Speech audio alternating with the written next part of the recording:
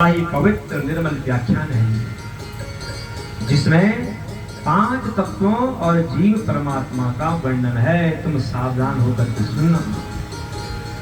महाराज तक्षशिला का सुनाओ ना फिर। तो श्री सुखदेव जी कहते हैं, राजा से भीष्मको नाम विदर्भाधिपति महान तस्य पंचा भवन पुत्रा कन्यका च वरानना। राजन, विदर्भ देश के अधिपति महाराज भीष्मक हुए। उनके 5 पुत्र थे, रुक्मी, रुक्मरथ, रुक्मबाहु, रुक्मकेश, रुक्ममाली।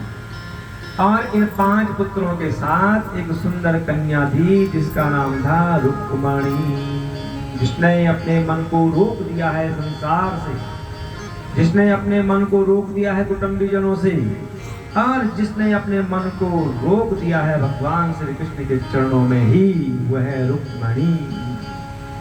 सर्वांग सुंदर है, शिक्षित है, सर्वगुण संपन्न है, सुलक्षणा है, और बचपन से ही भगवान श्री कृष्ण की छवि को अपने हृदय में रखती है।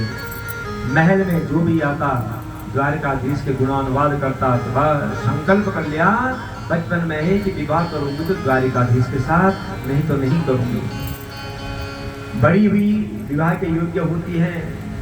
रुक्मणी जी के अन्य भाई तो चाहते थे कि द्वारिकाधीश हमारे दामाद हो, पिता भी चाहते थे, एक नहीं चाहता था। कौन? रुक्मणी जी का बड़ा भाई रुक्मी। ये भगवान श्री कृष्ण से ईर्ष्या करता था, द्वेष करता था। उसने कहा, पिताजी ग्वाले के साथ तो विवाह होगा नहीं बहन का। विवाह के लिए कुल होना चाहिए, गोत्र होना चाहिए। उसका ना कुल है ना गोत्र है, ग्वाला है, चोर है, जंगल में रहता है, उसके साथ तो बहन का विवाह नहीं हो सकेगा। तो पिताजी ने कहा, फिर किसके साथ होगा रे तेरी बहन का विवाह? ऐसा कौन है संसार में? कहा, मेरा मित्र। रुक्मी ने कहा कि मेरा मित्र है, उसके साथ मेरी बहन का विवाह होगा। पिताजी ने कहा, कौन है तेरा मित्र, जरा मुझे भी तो बता। कहा, शिशुपाल। पिताजी ने कहा, शाबाश, वही रह गया तुझे। अरे तेरी बहन के लिए वही चोर मिला, वही दुष्ट मिला, और नहीं मिला कोई संसार में। कहा, नहीं, विवाह होगा तो मित्र के साथ होगा, उस ग्वाले के साथ तो बिल्कुल भी नहीं होगा। पिता स्नेह में बंधे हुए थे बड़े पुत्र के।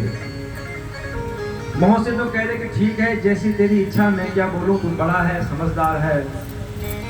और मनी मन में कहते हैं कि हे प्रभु, कुछ ऐसी कृपा करो, ऐसा चमत्कार करो कि ये दुष्ट मेरा दामाद न बने, द्वारकाधीश मेरे दामाद बने।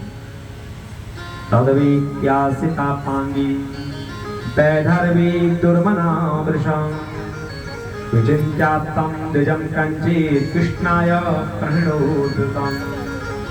जब रुक्मणी जी को पता चला कि मेरा बड़ा भाई रुक्मी मेरा विवाह शिशुपाल के साथ कर रहा है, दुष्ट के साथ कर रहा है, रो पड़ी, दुख हो गया कि मैं क्या करूं। विवाह भी शीघ्र होने वाला है, तो क्या करती है, एक पत्र लिखती है, और पत्र को लिखा और देख रही है कि कौन विश्वास पात्र होगा जो द्वारिकाधीश तक ये पत्र पहुंचाए। उसी समय ब्राह्मण देवता जा रहे थे, दूर से प्रणाम किया, ब्राह्मण देवता आपको प्रणाम करती हूँ। ब्राह्मण देवता आए, आशीर्वाद दिया, आप मेरा एक काम करोगे? ब्राह्मण देवता ने कहा, बोलो क्या काम करना है? कि ये पत्र द्वारिकाधीश को देना है। अब ठीक है, दे देगी। तो रुक्मणी जी का संदेश लेकर के ब्राह्मण देवता जा रहे हैं।